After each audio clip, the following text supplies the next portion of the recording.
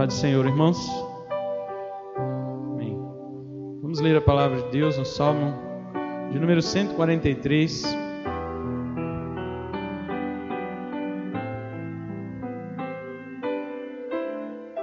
Salmo de Davi. Diz assim o Salmo de número 143. Salmo de Davi. Atende, Senhor, a minha oração. Dá ouvidos às minhas súplicas, responde-me segundo a tua fidelidade e segundo a tua justiça. Não entres em juízo com o teu servo, porque à tua vista não há justo, nenhum vivente. Pois o inimigo me tem perseguido a alma, tem arrojado por terra a minha vida, tem me feito habitar na escuridão, como aqueles que morreram há muito. Por isso dentro de mim esmorece o meu espírito e o coração se vê turbado. Lembro-me dos dias de outrora, penso em todos os teus feitos e considero nas obras das tuas mãos. A ti levanto as mãos, a minha alma anseia por ti como terra sedenta. Dá-te pressa, Senhor, em responder-me. O espírito me desfalece. Não me escondas a tua face para que eu não me torne como os que baixam a cova. Faze-me ouvir pela manhã da tua graça, pois em ti confio. Mostra-me o caminho por onde devo andar, porque a ti elevo a minha alma. Livra-me, Senhor, dos meus inimigos, pois em ti é que me refugio. Ensina-me a fazer a tua vontade, pois tu és o meu Deus. Guie-me o teu bom espírito por terreno plano. Vivifica-me, Senhor, por amor do teu nome, por amor da tua justiça, tira da tribulação a minha alma. E por tua misericórdia dá cabo dos meus inimigos, e destrói todos os que me atribulam a alma, pois eu sou o teu servo. Amém? Os irmãos podem sentar. Nós vamos falar hoje sobre como orar a Deus em tempos de angústia. Nós temos percebido aqui em nossos últimos dias algumas angústias, aflições que as pessoas têm passado, e isto parece ser uma crise geral. Eu também tenho conversado com pessoas de outras cidades, de outros estados, e a situação tem sido a mesma. Como diz em Apocalipse capítulo 12, quando o diabo foi lançado para a terra, a sua decadência ela foi em etapas, como nós já vimos, né?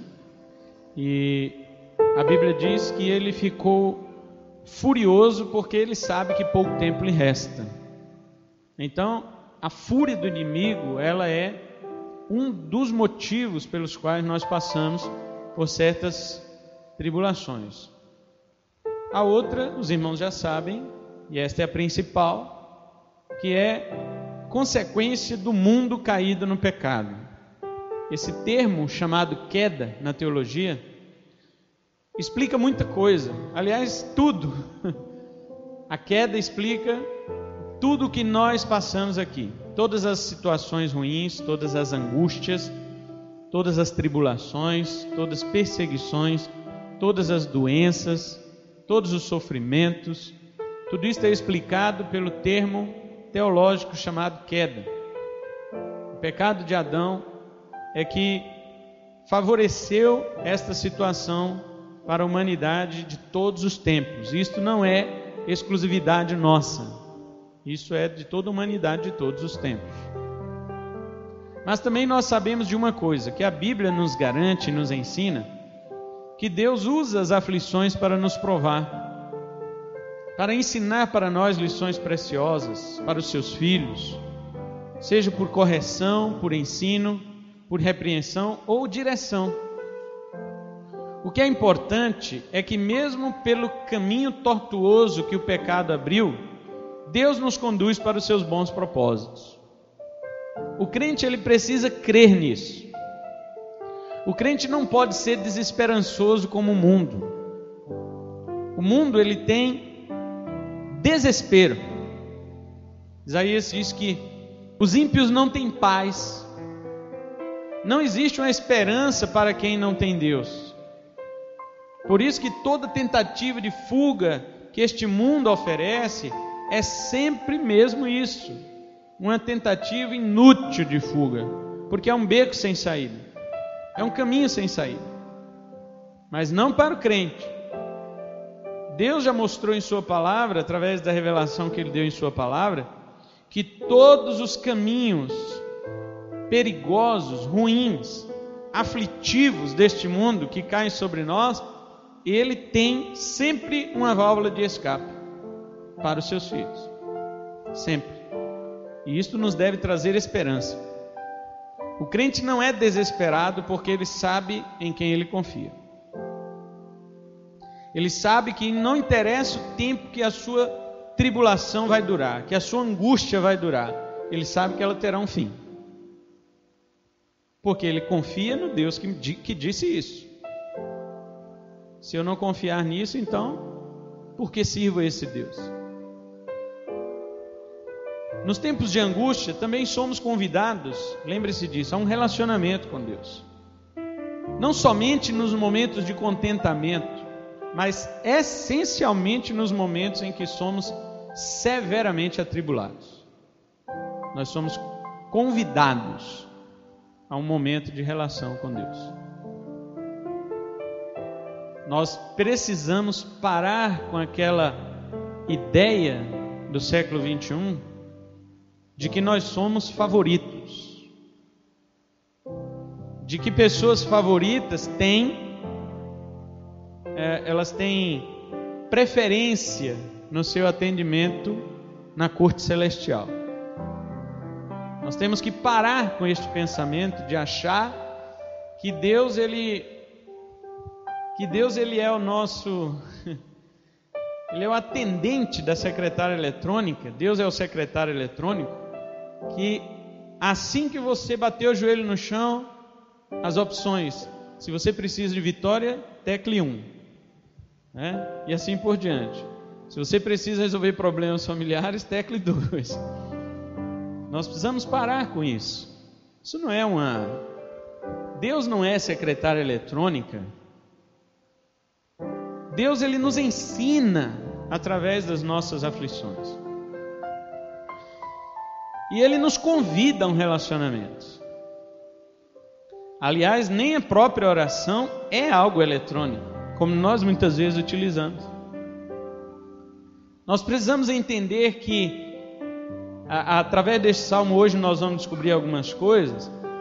Ele, na minha visão aqui, ontem, meditando sobre ele, para trazer essa mensagem, este salmo se torna uma espécie de modelo que nós podemos adotar na nossa prática de oração em tempos de crise. Mas lembrando sempre que oração que se resulta em comunhão, oração que se resulta em relacionamento, em conhecimento de Deus.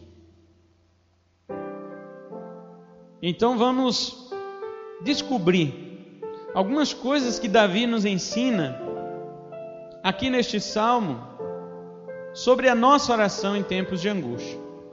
A primeira coisa que Davi nos ensina é qual é a base da nossa oração. No verso 1, 2 e o verso 5, o rei Davi nos ensina que a base da oração são 4 coisas. 2 estão no verso 1, uma está no verso 2 e a outra está no verso 5. Vejamos. A primeira base desta oração nos tempos de angústia é a fidelidade de Deus. Veja que ele diz no verso 1: atende, Senhor, a minha oração, dá ouvido às minhas súplicas. Agora veja, responde-me segundo a tua fidelidade. O rei Davi está apelando ao Deus fiel, como as irmãs acabaram de cantar aqui. Tu és fiel. E veja, irmãos, preste atenção numa coisa. Esta música é muito linda, muito bonita, ela é bíblica, mas ela ainda faltou alcançar uma coisa: que Deus não é fiel a mim, Deus é fiel a Ele. Deus é fiel à sua palavra, Deus é fiel em suas promessas, Deus é fiel em seu ser, Deus é fiel em sua natureza, Deus é fiel em seus atributos, Deus é fiel em sua personalidade, em sua característica. Resultado disso, todo mundo vai desfrutar da fidelidade de Deus. O apelo de Davi primeiro: Senhor, estou aqui orando em minha angústia, baseado em tua fidelidade. Claro que essa fidelidade vai refletir sobre mim, mas Deus não é fiel a mim. Deus não está pensando em mim para Ele ser fiel, Deus está pensando nele. Porque Deus não pode se contradizer. Você já parou para ler 2 Timóteo 2, verso 13? O apóstolo Paulo, ele diz assim: se nós o negarmos, Ele nos negará. Paulo diz mais: se formos infiéis, Ele permanece fiel, porque não pode negar-se a si mesmo. A fidelidade é uma questão de caráter, é uma questão de compromisso consigo mesmo, não com o outro. Por isso Deus não nega sua fidelidade, porque Ele é fiel a si. E agora nós desfrutamos da fidelidade de Deus. A fidelidade de Deus é base pela qual Davi ora no seu tempo de angústia. A segunda base que Davi ora aqui é a justiça. Olha aqui no final do verso 1 ele diz: responde-me segundo a tua justiça. Meus irmãos, vamos lá. Qual que é a nossa justiça? Trapo da imundícia. Nós não temos justiça. Nós não podemos chegar diante de Deus e orar: Senhor, eu oro a Ti para que o Senhor me responda segundo a minha justiça. Então, golinha da camisa ele já joga no inferno. Nossa justiça só resulta nisso. Mas o rei Davi, ele está orando para que Deus responda a sua oração angustiosa conforme a justiça de Deus. E nós, assim como ele havia dito no Salmo 23, ele fala assim: olha, Senhor, guia-me pelos caminhos, pelas veredas da justiça. Ele fala: por amor do teu nome. Ele não diz que é por amor de mim, é por amor do teu nome. Porque Deus, se Ele for nos guiar pelos caminhos da nossa justiça, nós descambaremos no inferno. Mas quando Ele nos guia por sua justiça, por amor do seu nome, então acontece aquilo que nós já sabemos que o apóstolo Paulo ensina no Novo Testamento. Então a justiça de Cristo é atribuída àquele que crê em Jesus. Então Deus olha para aquele que crê em Jesus como está olhando para o próprio Jesus, ou seja, este é justo. Essa é a justiça de Deus. Nunca chegue em Deus orando baseado na sua fidelidade, vai dar errado. Não chegue a Deus baseado em sua justiça, vai dar errado. Confie na justiça de Deus. Terceira base está no verso 2, a santidade de Deus. Davi diz assim: não entres em juízo com o teu servo, porque diante de ti ou à tua vista não há justo nenhum vivente. Davi está confessando duas coisas: Deus, tu és santo, eu sou pecador. Diante de Deus não há ninguém que possa se justificar. E ele pede a Deus: Senhor, a justiça que eu pedi antes, não leve em juízo. Porque se tu levares em juízo, eu, como qualquer outro ser humano, não resistiremos. Não resistirei ao juízo do Senhor, porque se não há justo diante de Deus, resta então que somente Deus é santo. Não entre em oração baseada em tua santidade, mas baseado na santidade de Deus. E finalmente, a quarta base da oração está no verso 5, as obras de Deus. Davi diz: lembro-me dos dias de outrora, penso em todos os teus feitos e considero nas obras das tuas mãos. Quando orar em tempos de angústia, meu irmão, lembre-se das obras de Deus. Irmã Maria Ivanilde fez isto aqui hoje com louvor. Lembrou-se ela das obras de Deus que há 24 anos foram realizadas em sua vida, e ela disse no final: tem mais. Porque quando nós, irmãos, nos lembramos dos feitos do Senhor, nós resgatamos em nossa memória a confiança, porque nós somos lentos nós somos amnéticos, nós sofremos de amnésia espiritual quando o Senhor faz grandes coisas por nós e nós desconsideramos quando chegamos na próxima aflição. Eu te pergunto, meu irmão e minha irmã, na aflição anterior que você passou, o que Deus fez por você? Resgata a sua memória.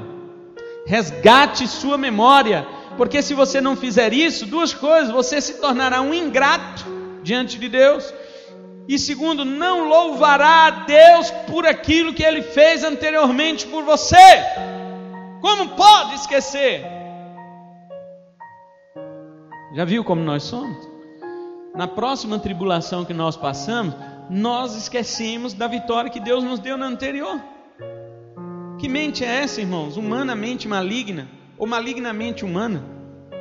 Não interessa a ordem dos tratores, não altera o viaduto. O que interessa aqui é que nós realmente temos amnésia e precisamos nos lembrar, no verso 5, das obras de Deus. Sejam estas as bases da nossa oração em tempos de crise: fidelidade de Deus, justiça de Deus, santidade de Deus e as obras de Deus. A segunda lição que Davi nos ensina de como orar a Deus em tempos de angústia, além da base da nossa oração, é o motivo da nossa oração. Apresente a Deus o motivo da tua oração. Versos 3, 4 e 6. Ele diz no verso 3, sobre uma perseguição que atinge o seu emocional. A parte A ele diz: pois o inimigo me tem perseguido a alma. Davi não está falando somente da perseguição física que ele sofria. Nós sabemos que ele sofria perseguição física do seu sogro, o rei Saul, pois o seu sogro sabia que ele haveria de herdar o trono. O trono não seria passado para Jonatas, seu filho, mas seria passado para Davi, seu genro. E ele queria matar Davi, e projetou isso muitas vezes. E Mical, a esposa de Davi, a filha do rei Saul, ela também enganou seu pai. Ela colocou um boneco na cama e falou para Davi pular a janela e fugir. E então, quando os soldados de Saul chegaram para matar Davi, ela disse: ele está dormindo. E quando eles invadiram o quarto, encontraram deitado na cama um boneco. Enquanto isso, Davi já havia fugido para longe. Mas isto não era apenas uma perseguição física. Davi sentia-se extremamente angustiado, porque este homem tinha uma promessa de Deus sobre sua vida, quando o profeta Samuel derramou azeite sobre a cabeça dele, dizendo que ele seria o rei de Israel. Ele era um menino de 16 ou 17 anos, mas ele teve que esperar, meus irmãos, muitos anos, para que pudesse herdar o trono.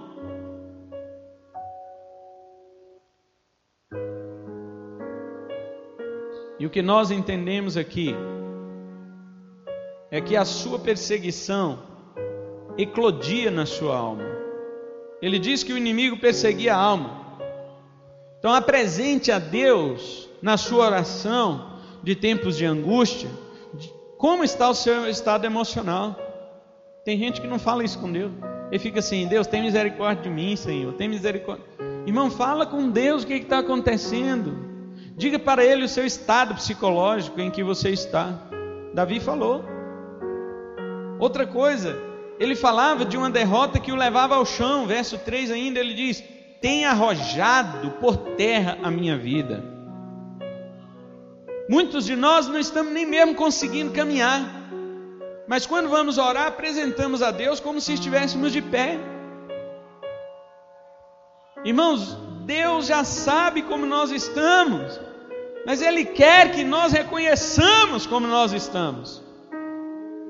Davi falava de uma escuridão que não tinha saída. Verso 3 ainda no final ele diz: tem-me feito habitar na escuridão como aqueles que morreram há muito. Davi está falando que a situação que atingiu o seu estado psicológico deixava ele em trevas, deixava ele sem ver saída. E é assim que muitas vezes nos encontramos em um estado emocional tão abalado que ao abrirmos os nossos olhos, a nossa própria inteligência, o nosso próprio intelecto está em trevas, ele não consegue ver uma saída. E Davi dizia mais, ele dizia que o seu coração estava turbado. Aliás, antes disso, no verso 4, a parte A, ele diz que o seu espírito estava angustiado. Olha o verso 4, ele diz: por isso dentro de mim angustia ou esmorece o meu espírito. Preste atenção, irmãos, este estado que Davi estava angustiante, não acometia somente o seu psicológico, mas também o seu espiritual. Mas qual a promessa do Senhor sobre isto? Isaías 61, verso 3, ele diz que ele daria vestes de louvor e espírito de alegria, no lugar de espírito angustiado. O Senhor prometeu o espírito dele como um óleo sobre a nossa cabeça, para tirar o espírito angustiado e trazer para nós vestes de louvor.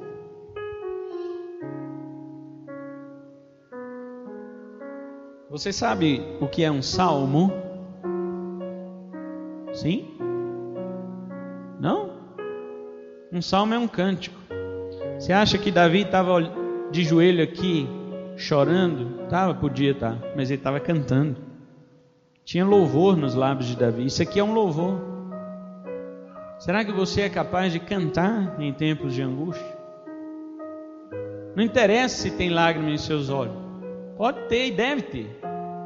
Não importa se o coração está esmagado. E o esmagamento da angústia gere em seus olhos a tristeza que decorre em lágrimas. Cante. Vista vestes de louvor no lugar do teu espírito angustiado. Ele diz que o coração estava turbado. Olha ainda o verso 4. O meu coração se vê turbado. Lembro-me de Jesus quando dizia aos seus discípulos: não se turbe o vosso coração. Vocês creem em Deus? Creiam em mim também. Agora é impressionante que Jesus Cristo, em João 14:1, estava consolando os discípulos para que eles não se turbassem o coração. Mas se você voltar no capítulo anterior, capítulo 13 de João, verso 21, a Bíblia diz que o próprio Jesus estava turbado, o próprio Jesus estava angustiado de espírito, e ele mesmo proferia as palavras de consolo para os seus discípulos, para que eles não turbassem o seu coração. E quem dizia para Jesus não turbar o dele?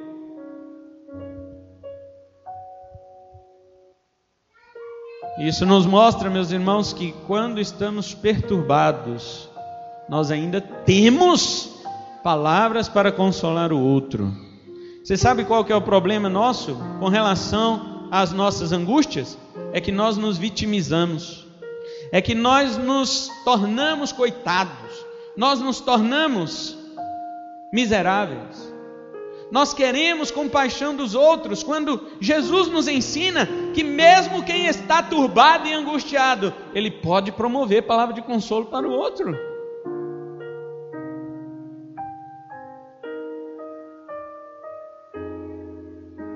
E Davi se rende a Deus, porque busca a Deus como sua única fonte. Olha o verso 6, ele diz: a ti levanto as mãos. Você sabe o que é levantar as mãos? É render. Quando o assaltante chega com um revólver para você, a primeira coisa que você faz é levantar as mãos. Você está dizendo para ele: eu não vou reagir, eu me entrego. O que você quer levar? Eu quero levar dinheiro, carteira, suas joias, seja lá o que for. Leva. Suas mãos erguidas simbolizam para o ladrão que você não vai reagir, que você se entregou. Davi faz isso espontaneamente para Deus. Ele levanta as mãos e diz: Senhor, não tem reação, eu me entrego a Ti, eu me lanço a Ti. Só que isso ele não fazia por medo, como o ladrão nos obriga a fazer. Ele fazia por reconhecer que toda a sua situação estava completamente fora do seu controle, mas não estava fora do controle de Deus. Por isso ele diz no final do 6: a minha alma anseia por Ti como terra sedenta. Você conhece uma terra nordestina onde não chove? ela é rachada, ela é esburacada, ela é dividida, porque a água não vai ali ajuntar aquela terra. Quando chove, a terra se ajunta. O coração seu está despedaçado, porque está árido, está seco, mas você precisa ter sede da presença de Deus, porque nenhuma palavra humana pode molhar o teu coração. Somente a palavra de Deus, somente o consolo de Deus pode fazer chover em o teu coração despedaçado e juntá-lo novamente. Por isso Davi tinha sede de Deus. Além da base da oração, além do motivo da oração, Davi também nos ensina que orar em tempos de crise nos mostra a urgência da oração. Versículo 7 ao 9 ele diz: dá-te pressa, Senhor, em responder-me. O espírito me desfalece, não me escondas tua face para que eu não me torne como os que baixam a cova. Primeira coisa, ele pede pressa ao Senhor e a manifestação da presença de Deus para que ele não seja desfalecido. Irmãos, não há calvinismo nesse negócio de oração. Tem gente que quer ser teólogo com Deus, ele quer ensinar Deus a ser calvinista. Ele ajoelha e fala: o Senhor está em tuas mãos, tu és dono de tudo, o Senhor já determinou as coisas, e o Senhor é soberano, e o Senhor vai fazer aquilo que o Senhor quer. Oração não é para você ensinar Deus o que Ele tem que fazer, Ele já estabeleceu mesmo o que Ele tem que fazer. Oração é para você falar de você para com Deus. Aprenda isso. Nós ensinamos igreja, calvinismo e teologia, não a Deus. Diante de Deus nós expressamos nossa fraqueza, nossa fragilidade. Diante de Deus nós expressamos nossa angústia e falamos: Senhor, já há tempos estou assim, tenha pressa, meu Deus, em me socorrer. Cadê a intimidade de pai que foi lida aqui no início do culto? Cadê a intimidade de filho que nós devemos ter diante de Deus e falar: Pai, cadê você?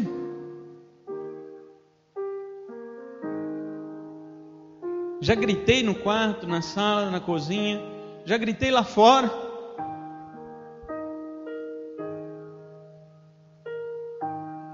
O Senhor está em casa?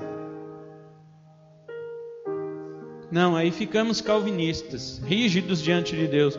Deus sabe da hora, Deus sabe de todas as coisas. Claro que Ele sabe. Você vai ensinar isso para Deus? Sua oração é para você ficar ensinando teologia a Deus?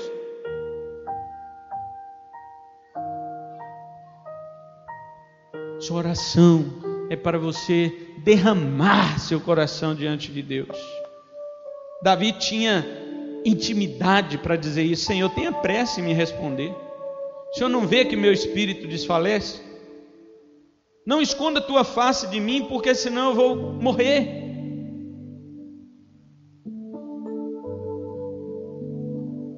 Davi fala também de prioridade. Olha o verso 8, a primeira parte, ele diz: faze-me ouvir pela manhã da tua graça. Por que ele cita manhã? Porque quando nós abrimos nossos olhos pela manhã, quando estamos em angústia, a primeira coisa que vem na nossa cabeça, meus irmãos, você pode nunca ter passado por uma situação assim, mas quem está angustiado, ao abrir os olhos, ele termina de dormir, a primeira coisa que vem na cabeça dele é a angústia que ele está passando. Ele não tem vontade de se levantar da cama, e Davi sabe disso, e ele experimentou isso, e ele diz: Senhor, quando amanhecer eu quero ouvir da tua graça, eu quero uma resposta, Senhor.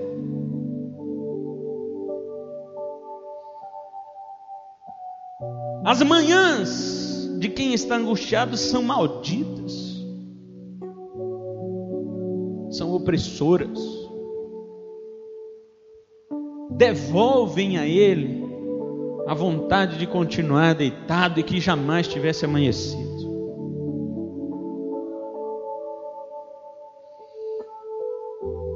Mas Davi ensina que existem prioridades. Manhã aqui fala de prioridade.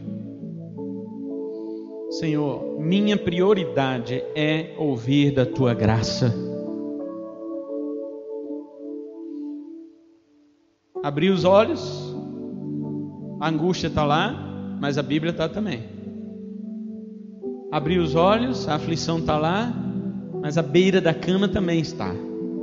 Dobre os joelhos, abra a Bíblia, coloque um salmo ali para você ler. Porque os salmos são expressões de pessoas como nós, que passaram pelo que nós também passamos. Os salmos são cópias daquilo que a humanidade sempre sofreu e sempre vai sofrer. Só que os salmos são expressões disto. Os salmos mostram que os autores, eles não tinham vergonha de se abrir diante de Deus e falar da sua realidade. Por isso eles nos ajudam a orar. Não é pecado você abrir um salmo e orar o salmo. Pelo contrário, é uma didática. Ele vai te ensinar a orar. Pastor, não é pecado eu falar para Deus se apressar? Parece que estou chamando Deus de lerdo. O que você fala em sua oração com Deus não interessa. Desde que você esteja expondo a sua alma. Não interessa, não tem problema. Você não conhece o estágio em que chega a alma de um espírito angustiado, meus irmãos, para ficar retendo e escolhendo palavras. Diante de Deus não escondemos quem somos. Isso é intimidade. Não estamos falando aqui de um coração revoltado contra Deus, mas um coração que está destruído pela situação. E muitas vezes que já clamou e não obteve resposta, então ele pergunta a Deus: onde é que está o Senhor? Mas jamais deixe de declarar sua confiança. Davi não estava revoltado com Deus. Apesar dele pedir: Senhor, tenha pressa, mas ele diz no 8: pois em ti confio. Mostra-me o caminho por onde devo andar. A oração não é só você falar. A oração é você parar para ouvir. Davi está dizendo no final do 8: Deus, eu preciso de orientação. Que caminho eu devo seguir? Porque todos que eu tomei, eles não têm saída.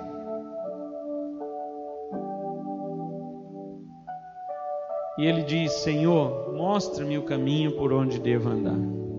A oração fala disto aqui, meus irmãos, de sensibilidade à voz de Deus, sensibilidade à direção de Deus. Já reparou que em tempos de angústia você tem impulsos? Você quer reagir daquele jeito que você está pensando, que você nem pensou, aliás. Você age e reage no impulso da sua natureza. Davi para, ele ora, ele grita, berra, chora, e aí ele diz: eu confio, Senhor, tanto que eu confio em ti, que o Senhor me mostrando o caminho que devo andar, eu vou seguir. E finalmente Davi fala da consequência da oração, versos 10 ao 12. No verso 10 ele fala duas coisas para nós: que a oração nos ensina a andar pela palavra e a ser guiado pelo Espírito. Olha o que ele diz no 10: ensina-me a fazer a tua vontade, pois tu és meu Deus. Isso aqui é Bíblia.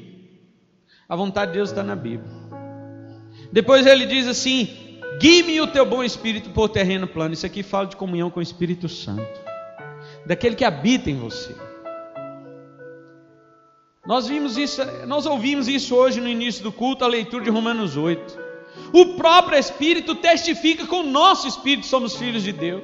Você precisa alcançar um patamar de comunhão com Deus, que o Espírito de Deus seja ouvido no seu interior, de que você é filho, que você é filha de Deus.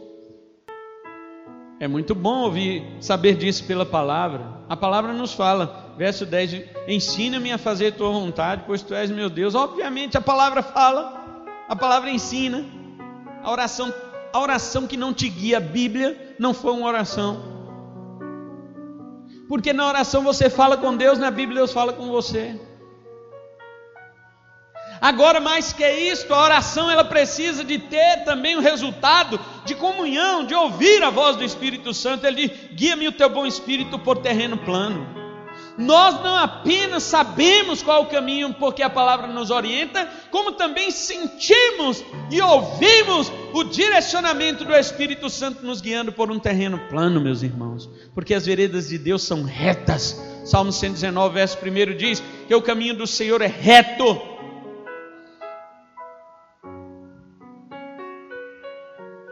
A consequência então da oração é esta: andar pela palavra, ser guiado pelo Espírito. Mas no verso 11 ele fala: desfrutar de uma vida em Deus. Ele fala: vivifica-me, Senhor, por amor do teu nome, por amor da tua justiça, tira da tribulação a minha alma, e por tua misericórdia dá cabo dos meus inimigos, destrói todos que atribulam a minha alma, porque sou teu servo. Olhe como começa o verso 11: vivifica-me, Senhor. Davi sabe que sua vida está em Deus. Desfrutar de sua vida com Deus.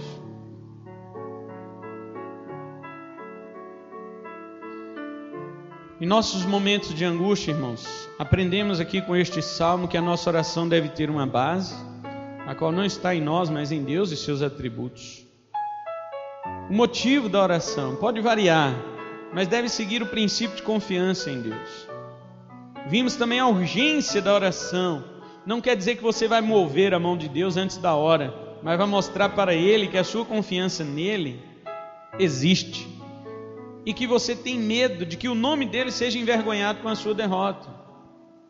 A questão não é: Senhor, eu vou ficar envergonhado se eu for derrotado. Não. A questão: Senhor, o teu nome será desonrado se eu for derrotado. É clamar sempre pela honra de Deus, não pela sua. Vimos também que existe uma consequência da oração, e esta consequência é algo bom para nós. Mesmo que estejamos atribulados, todavia a oração vai remodelar nossa mente e nos fará diferente daquilo que éramos antes de quando começamos a orar. Você entrou em um processo de oração de um jeito, vai sair de outro. A oração não muda Deus, ela muda você. E a melhor coisa de mudar a nós na oração, porque quando a gente fala para os crentes, né? Sua oração não muda Deus, aí eu já fico desanimado. Aí quando você fala, sua oração muda você, ele fica mais desanimado, porque ele queria que a oração dele mudasse Deus. Meu irmão, esquece isto. Quem tem que ser mudado somos nós. Se você acha que a sua oração tem que mudar Deus, então você está dizendo que Deus é imperfeito, que Deus vai mudar para melhor depois de sua oração. Então ele não era Deus antes disso. Mas quando você vai à oração, reconhecendo que é você que tem que mudar, você vai contando com uma surpresa, porque naquele momento em que você expressou tudo isso que nós falamos aqui, sua vida é mudada, você cresceu. Aí você diz: sim, meu Deus, agora eu sei mais quem eu sou e sei mais quem o Senhor é. Deus continua sendo o mesmo, mas nós não sabíamos tudo de Deus. Mas mediante isto da oração aprendemos um pouco mais de Deus e crescemos um pouco mais em nós. Eis aí a grande surpresa da oração: nós sermos mudados, não Deus. E sair dali um crente mais maduro, um crente diferente. Talvez seja, irmãos, este seu momento. Talvez seja um tempo de provação onde a sua angústia não pode e nem deve ser escondida diante do Senhor. Não se intimide de revelar sua ansiedade para Deus. Nós somos exortados por Cristo e seus apóstolos a apresentarmos diante de Deus as nossas orações, ainda que nem sempre teremos a resposta que desejamos. Todavia, isso não deve nos afastar da prática da oração. Talvez você pode dizer também: hoje eu estou sem forças, não consigo nem começar esse tipo de oração. Então eu quero convidar você aqui hoje, para que eu possa orar por você. De hoje por diante, na sua casa, comece este exercício que nós estudamos aqui. Tome este salmo como base e aprenda uma das maneiras que pode apresentar a Deus as súplicas de uma alma angustiada.